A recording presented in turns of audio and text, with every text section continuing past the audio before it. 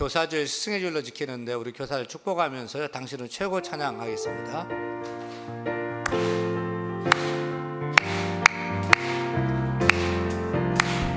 주 안에서 모인 당신 환영합니다. 환영함 잘 오셨습니다. 환영합니다. 예배 사모하는 당신 소감합니다. 축복합니다. 옆 사람 보고 당신은 최고 승리하세요. 승리하세요. 세상에서 승리하세요. 당신은 최고 사랑합니다. 사랑합니다. 우리 모두 오늘도 화이팅. 당신은 최고 승리하세요. 승리하세요. 세상에서 승리하세요. 당신은 최고 사랑합니다. 사랑합니다. 우리 모두 오늘도 화이팅. 앞뒷 사람 오늘도 화이팅. 우리 자녀들에게 하나님 말씀으로 가르치는 우리 교사들 엄지손가락 들고 최고. 우리 교회의 큰 어른 되시고 큰 스승 되신 우리 원로 목사님, 우리 선생님이십니다. 최고. 우리 교회 20여 명의 말씀으로 가르치는 교직원들 계신데요. 최고. 오늘 설교 제목 따라하면 나는 교사입니다. 나는 교사입니다.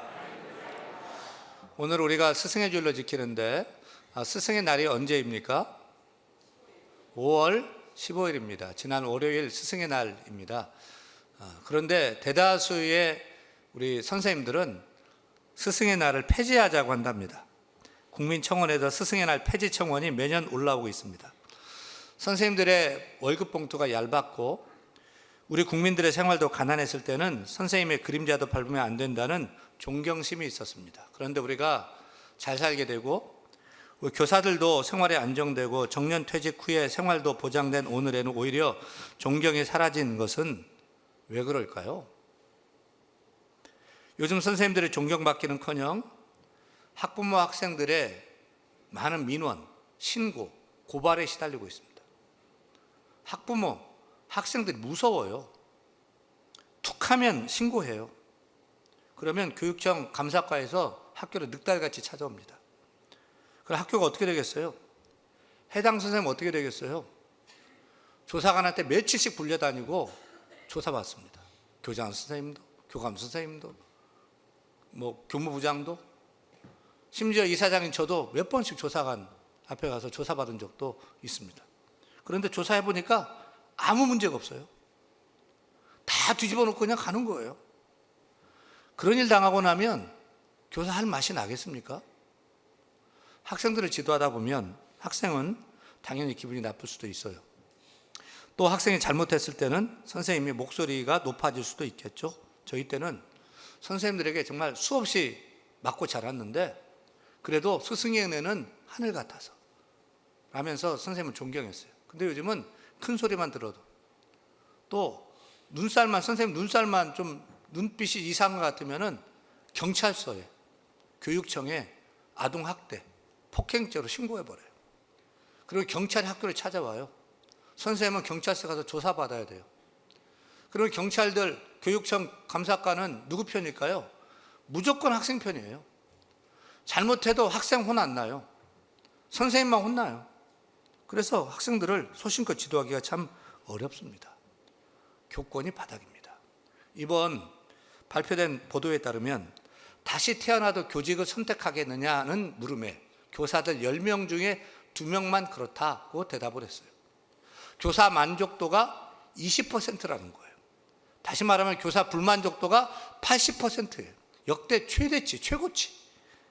어쩌다 교사가 기피하는 극한 직업이 된 것입니까? 여러분 놀라지 마세요. 교사들이 퇴직하면 연금 받지요. 그런데 수많은 직업군 중에 연금 받는 횟수가 가장 짧은 직업은 어떤 직업일까요? 다시 말하면 일찍 죽는 직업이요. 퇴직하고 1위가 소방관, 2위가 교사, 3위가 경찰관으로 제가 알고 있어요. 거기 교사도 있어요. 평생 고생하고 이제 은퇴했는데 노후가 안정돼 살아야 되는데 현직에 있을 때 너무 스트레스를 많이 받고 어려움 당해서 속이 썩어서, 그래서 스승이 싼 똥은 개도 안 먹는다는 말, 옛말이 그 말인가 봐요. 선생님들이 일찍 죽는다는 거죠. 교사로서의 자부심이 있어야 되는데 교사 불만족도가 80%대입니다. 선생님들에게 스트레스가 머리까지 찼어요. 교사직이 힘들고 어려워요. 오늘 우리 성도들이 부탁해요. 우리 성도님들은 정말로 절대로 선생님들을 민원하고 고발하고 이런 거 하지 마세요. 어떻게 우리 사회가 고발 사회가 된 것입니까? 심지어 나를 가르치는 선생님을 경찰서에 고발해버리고, 고발을 자주 하는 사람이 민주시민이라고 나라에서 가르치는데 우리 믿는 자들은 그렇게 지도하면 안 되는 것입니다. 왜 선생님을 합니까? 교사가 직업이지만 제자를 양육하는 그 기쁨, 그 보람 때문에 하는 거예요. 윤 목사도 힘들지만 왜 목회합니까? 믿는 사람들 세우고 영혼을 전도하고 영혼 붙이는 그 보람 때문에, 그 기쁨 때문에 하는 거예요. 선생님들의 보람이 있어야 돼요. 여러분, 윤 목사에게 보람을 먹여주시기 바랍니다. 또 일선 학교 선생님도 우리 주일학교 선생님들에게 보람을 주시길 바랍니다. 존경을 주시길 바랍니다. 이제는 선생님께 꽃 한 송이 매달아 드리는 것도 김영란법에 걸린다는데, 여러분, 일선에서 학생들을 지도하는 우리 교사들 알아주십시오. 인정해 주십시오. 선생님들을 격려해 주십시오. 고맙습니다, 감사합니다 표현해 주십시오. 또 박수하고 칭찬해 줘야 돼요. 특별히 우리 교회에 많은 선생님들이 계셔요. 월급 받는 게 아니에요. 또 전문적으로 신학을 배운 것도 아니에요. 하지만 아이들을 사랑함으로 이름도 없이 빛도 없이 열심히 다음 세대를 하나님 말씀을 가르치는 우리 영아부, 유치부, 유년부, 초등부, 중등부, 고등부 우리 교사들 계셔요. 정말 귀한 분들이에요. 비가 오나 눈이 오나 해가 바뀌어도 오늘 금속시상 했습니다. 10년, 20년, 30년, 40년 동안 넘도록 섬기는 교사들이 계셔요. 정말 칭찬받기에 마땅한 우리 선생님들입니다. 말씀을 준비하면서 요즘 사회 돌아가는 꼴을 보면서 이 대한민국이 소망이 있으려면, 또 우리 교회도 소망이 있으려면 교사를 교사로 알고 존경하는 그런 사회 분위기가 되어야 될 줄 믿습니다. 칭찬받기에 마땅한 우리 교사들 다시 한번 박수하겠습니다. 저는 우리 선생님들이 나는 교사다, 나는 대한교회 주일학교 교사다 하는 그 자부심이 있었으면 좋겠어요. 누가 뭐래도 나는 어린 영혼을 하나님 말씀으로 지도하며 예수님께로 인도하는 교사다 하는 자부심이 넘치기를 소원합니다. 교사로서 자부심이 없이 하기 싫다 억지로 하면 학생들도 마지못해 억지로 가르치는 그 가르침 먹고서 애들이 잘 자랄 수 있을까요? 쓴물만 나오는 거예요. 쓴뿌리만 생기는 거예요. 믿음도 안 자라요. 우리 교회 교육이 잘 되려면 교사들이 교사로서 자부심이 뿜뿜 해야 됩니다. 교사로서의 긍지 자부심이 하늘을 찌를 때 가르침에 기쁨이 넘치고 생기가 있고 우리 자녀들도 맛있게 배우고 달라지게 될 줄로 믿습니다. 아이들이 교회가 생활이 재밌고요, 교회 왔더니 선생님께 칭찬받고요, 예쁨 받고요, 또 교회 어른들이 성도들 다 애를 좋아하고요. 할렐루야. 그래 아이들이 기쁘고 말씀으로 잘 자라게 될 줄로 믿습니다. 오늘 말씀 봐요. 인류의 최고의 교사이신 예수님이 나는 선생이다, 나는 교사다 라는 자기 정체성, 자기 자부심이 넘쳤어요. 그리고 제자들에게 나처럼 하라고 이렇게 가르치신 거예요. 요한복음 13장 13절 14절 읽겠습니다. 너희가 나를 선생이라 또는 주라 하니 너희 말이 옳도다. 내가 주와 선생이 되어 너희 발을 씻었으니 너희도 서로 발을 씻어주는 것이 옳으니라. 예수님은요, 선생님으로서의 자기 정체성, 자기 자부심이 넘쳤습니다. 그래서 모든 일을 할 때 제자들에게 이렇게 하라, 선생님으로서 그렇게 가르쳐 주셨습니다. 미국의 지미 카터 대통령은 1924년생이신데 지금도 살아계십니다. 미국 나이로 98세, 우리 나이로 100세이십니다. 카터 대통령은 조지아주에 있는 자신의 고향의 마라나타 침례교회에서 한 달에 2번씩 주일학교 교사로 평생을 수고하고 계십니다. 아주 시골 교회, 작은 교회인데요, 100세가 되도록 주일학교에 주일 예배에 참석하시고 한 달에 2번씩 교리교사로서 주일학교 교사로 봉직하고 계십니다. 저와 가까이 지내는 한 목사님이 지미 카터 대통령이 출석하는 교회를 일부러 찾아갔어요. 미국에 갔다가 카터 대통령 그 교회에 가보고 싶은 거예요. 100세가 되도록 주일 예배를 드리고 주일학교 교사를 하는 그 현장을 직접 보고 오고 싶은 거예요. 그래서 미국에 갔다가 일부러 조지아주에 비행기 타고 렌트카 빌려가지고 가는데 엄청 고생 많이 했대요. 그리고 카터 대통령 만나고 사진을 같이 찍어가지고 저한테 막 자랑을 하는 거예요. 그리고 뭐 자기하고 얘기하면서 카터 대통령 자기 교회로 초대하기로 했다고, 그래서 오시면 대한교회로 꼭 오시도록 하겠다고 저한테 약속을 하셨어요. 카터 대통령은요, 주일학교 교사를 18살 때부터 시작을 하셨어요. 미 합중국 대통령이 되셨을 때는 자기네 고향이 아닌 백악관에 있는 워싱턴 침례교회에서 몇 차례 대통령으로서 주일학교 교사 일도 했어요. 퇴임 후 첫 주일에 자신의 고향교회 마라나타 침례교회에 내려가서 주일 예배를 참석하고 주일학교 교사로 지금까지 봉사하고 계셔요. 세계를 돌아다니며 왕성하게 활동할 때도 주말이면 미국으로 돌아가요. 기자들이 왜 중요한 일을 하다가 갑자기 돌아가십니까? 라고 하면 카터 대통령이 하는 말, 언제나 하는 말 무슨 말인지 아세요? 나는 주일학교 교사입니다. 그분은요, 대통령보다도요, 미국 막 특사로 나가는 일보다도요, 하나는 핏값 주고 사신 교회, 정말 그 교회는 그 동네가 100호도 안 되는 동네예요. 집이 100채도 없는 그런 작은 동네라니까요. 그 작은 시골 교회에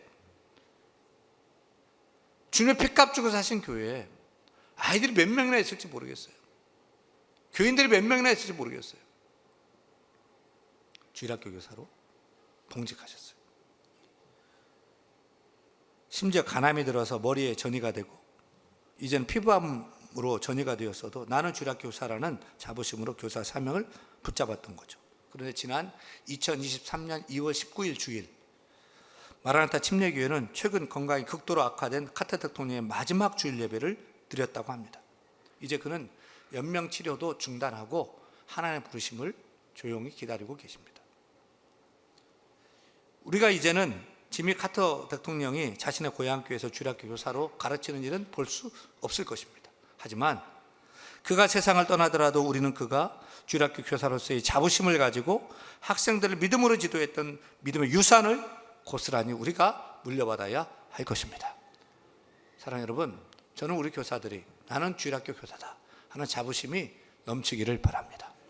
많은 봉사 일도 있고 많은 할 일도 있지만 가장 귀한 일은 어린 영혼들 하나님 말씀으로 가르치는 일이다. 사명으로 알고 끝까지 달려가는 귀한 교사가 되기를 간절히 축복합니다. 축복합니다. 그러면 우리 교사들은 어떤 교사가 되어야 될까요? 무엇을 가르쳐야 할까요? 첫째, 따라합니다. 교사는 하나님의 말씀을 잘 가르쳐야 한다. 여러분 오늘 교회에 왜 오셨죠? 왜 오셨어요? 하나님 말씀 먹으러 왔어요. 예배를 드리러 왔지요. 하지만 솔직히 하나님 말씀 들으러, 설교 들으러 온 거예요. 우리 아이들 왜 교회에 올까요? 선물 박스로 주니까 올까요?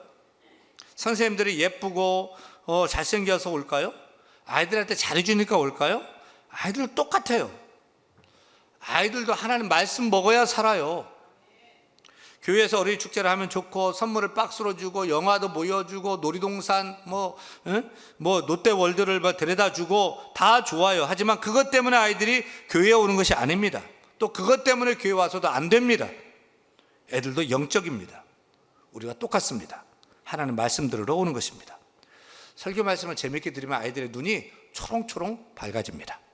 아멘 소리가 달라집니다. 찬송 소리가 달라집니다. 아이들이 살아납니다. 아이들이 재미있는 선생님 좋아하는 것 같지만 더 좋아하는 선생님은 하나님 말씀을 잘 가르치는 선생님인 줄로 믿습니다. 교회 학교의 교과서는 성경책입니다. 교회 오면 성경을 가르칩니다. 가정에 성경 가르치나요? 학교에서 학원에 성경을 가르치나요? 교회 오면 하나님 말씀 성경을 가르칩니다. 다윗을 배우고 솔로몬 다니엘을 배우고 복음서에서 예수님을 배우고 사도 바울을 보면서 아이들에게 성경적인 세계관을 심어주는 거예요. 죄악된 세상에서 예수 믿는 자는 어떻게 살아야 하는지 성경적인 안경을 아이들의 마음의 눈에 씌워줘야 되는 거예요. 그리고 험하고 악한 세상 살아가면서 우리 믿는 자는 어떻게 살아가야 되는지 세상에 물들지 않고 구별되게 살아갈 수 있도록 성경의 가치관, 세계관을 심어줘서 바르게 살 수 있도록 우리가 지도를 해줘야 되는 것입니다. 무엇보다 교사들은 아이들을 예수님께로 인도하는 안내자입니다. 교사는 아이들을 죄에서 구원하고 죽음에서 생명으로 인도하고 지옥에서 천국으로 인도하는 예수님을 만나게 하는 안내자가 되어야 합니다. 교사 할 일 중에 가장 중요한 일, 그것은 예수님을 소개하는 일이에요. 아이들이 예수 믿게 해야 돼요. 아이들이 구원받는 그리스도인이 되어서 평생 동안 예수 믿고 예수의 사람을 신실하게 살도록 인도해야 되는 줄로 믿습니다. 우리 교사들 예수 잘 믿으시기 바랍니다. 여러분에게 구원의 확신이 분명해야 돼요. 바른 신앙생활을 해야 돼요. 내가 오늘 죽어도 천국 간다는 분명한 확신이 있어야 돼요. 누구보다도 우리 교사들에게 예수로 충만해야 돼요. 하나님으로 충만해야 돼요. 말씀으로 믿음으로 충만해야 되는 줄 믿습니다. 그리고 입만 열면 아이들에게 예수님을 자연스럽게 전하는 거예요. 아이들을 만나 복음을 전하고 천국을 얘기하는 거예요. 무엇을 하든지 결론은 예수로 끝나야 돼요. 떡볶이를 먹어도 끝날 때는 예수로 끝나야 돼요. 시집에 가서 영화를 봐도 결론은 예수로 끝나야 되는 거예요. 라이트 헌트는 어린이 교본이라는 책에서 이런 통계를 보고했습니다. 미국 교인들 대상인데요, 언제 예수님을 믿고 영접하게 되었는지를 물었더니 15세 이전에 예수 믿고 영접하게 되었다, 구원받게 되었다라고 대답한 사람이 85%예요. 주일학교 때 영합, 유치부, 초등부, 중등부, 고등부만 넘어가도 잘 믿으려고 안 해요. 중등부 이전에 예수 믿었다라고 대답한 미국 교인들이 85%, 16세부터 30세까지는 10%, 30세 이후는 4%밖에 안 되는 거예요. 한국교회 교인들도 별반 다르지 않을 것입니다. 우리도 15세 이전에 예수 믿고 지금 이 자리에 있는 분들 손들라면 80% 이상이 될 거예요. 사랑하는 여러분, 그래서 주일학교가 중요한 것입니다. 그래서 교사들이 중요한 것입니다. 그래서 교사들을 귀히 여겨야 되는 것입니다. 교사들의 very important person, VIP입니다. 우리 아이들에게 예수님을 소개하고 예수님께로 인도하는 가이드맨이 바로 교사인 것입니다. 여러분, 어렸을 때 순수한 마음을 가졌을 때 예수님을 소개해 줘야 됩니다. 어렸어도 예수님의 복음을 듣고 다 이해할 수 있습니다. 어렸어도 얼마든지 예수님 잘 믿고 구원받을 수가 있습니다. 주일학교 교사들에게 부탁을 드려요. 여러분의 돈과 시간과 재능 많은 것 들여서 떡볶이도 사주고 영화도 보여주고 놀이동산도 데려가고 PC방 가는 것도 좋습니다. 하지만 예수님을 전해야 됩니다. 예수님을 안 전하면 다 헛일입니다. 우리가 저렇게 교육관을 10층까지 짓고 또 뭐 믿음의 다음세 세우는 베스트 교회자가 되자 밤낮 부르짖고 기도하는 것도 우리 아이들 예수의 사람 만들려고 하는 것입니다. 교사들이요, 아이들에게 예수님을 소개해 주시기 바랍니다. 복음을 가르쳐 주시기 바랍니다. 가르쳐 주시기 바랍니다. 언제나 결론은 예수로 끝내 주시기를 바랍니다. 아이들이 예수님을 스펀지처럼 빨아들일 것입니다. 아이들의 성경을 잘 배워서 성경의 사람으로 성경적 가치관, 기독교적 세관을 가지고 이 험하고 악한 세상에서 건강한 크리스찬을 살아갈 수 있도록 인도해 주시기를 간절히 부탁합니다. 부탁합니다. 둘째, 교사는 무엇을 가르쳐야 될까요? 따라합니다. 하나님 말씀을 사랑으로 가르쳐야 한다. 인류의 큰 스승이고 우리의 참된 교사이신 우리 예수님은 하나님 말씀을 말로만 가르친 게 아니에요. 직접 사랑으로 가르치셨고 섬김으로 가르쳐 주셨어요. 예수님 당시에 교사였던 랍비들은 가르치기만 할 뿐 직접 행하지 않았습니다. 모든 랍비들이 그런 것은 아니었겠지만 예수님 당시의 랍비들, 바리새인들, 서기관들, 율법학자들은 율법을 백성들에게 가르치고 지키라고 강요했지만 정작 자신들은 행하지 않고 정죄만 하기 일쑤였어요. 하지만 예수님은 가르치기보다 먼저 행함으로 본을 보여주셨습니다.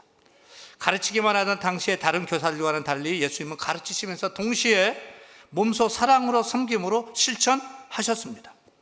오늘 본문 요한복음 13장 읽었는데 예수님이 제자들에게 섬기는 삶을 살 것을 말씀하시면서 선생이신 예수님이 직접 태야에 물을 떠다가 제자들에게 무릎 꿇고 발을 씻어 주셨어요.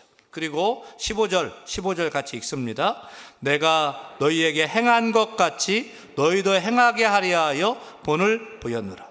이렇게 예수님은 말씀을 사랑으로 섬김으로 가르쳐 주셨습니다. 사람들이 제일 싫어하는 게 뭘까요? 사람들이 제일 싫어하는 게 뭘까요? 위선이에요, 위선. 겉과 속에 다른 위선이요. 말과 행동에 다른 위선 말입니다. 그것은 젊을수록요, 나이가 어릴수록요, 위선을 더 싫어해요. 저는 목회를 하면서 왜 우리 자녀들이 어렸을 때는 주일학교에 잘 열심히 다녔는데 자라면서 교회를 떠나고 등질까? 늘 그게 궁금했어요. 어렸을 때는 신앙생활 잘했는데 왜 교회를 등지고 신앙을 떠났을까? 왜 방황할까? 이런저런 이유가 있겠죠. 하지만 가장 큰 이유는 우리의 위선 때문일 거예요.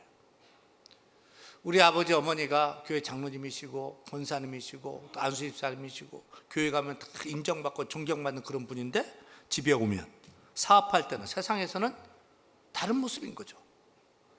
특별히 자신에게 대하는 모습이 신앙적이지 않아요. 성경적이지 않아요.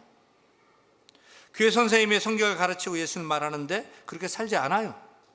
교회에서 목사님이 사랑을 말하고 성경을 말하는데 그렇게 살지 않는 거예요. 그리고 교회에서 심한 꼴도 보는 거예요. 있을 수 없는 그런 일도 당하는 거예요. 고 박정희 대통령이 교회 주일학교 학생 출신이었다는 것 아시죠? 국민일보 2006년 9월 13일자 기사를 제가 읽어드리겠습니다. 고 박정희 전 대통령이 어린 시절 교회 신앙생활에 무척 신실했다는 숨겨진 일화가 밝혀져 눈길을 끌고 있다. 경북 구미 상모교회가 발간한 상모교회 100년사에 따르면 박 전 대통령은 1917년 구미 상모동에서 출생해 어린 시절 교회 학교에 열심히 출석했다고 한다.